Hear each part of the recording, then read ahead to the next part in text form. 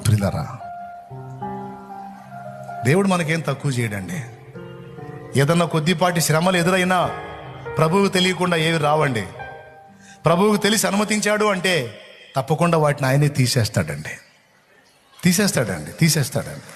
అది రోగమైనా, బాధ అయినా, ఇరుకైనా, ఇబ్బంది అయినా, ఆర్థిక సమస్య అయినా, అది ఏ విధమైన కలతైనా ఒక్కటే గుర్తుపెట్టుకో, నా తండ్రికి తెలియకుండా ఇది రాలేదు. ఆయనకి తెలిసి దీన్ని అనుమతించాడంటే ఇది నాకు అవసరమై ఉన్నది.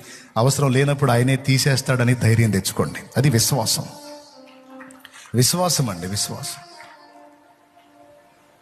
తప్పకుండా తీసేస్తాడు దేవుడు. నా తండ్రి నీకేది తక్కువ చేయడు. నేను పోగొట్టుకున్నాను అనుకున్నవి కూడా నీకు భద్రం చేసే ఉంచుతాడు.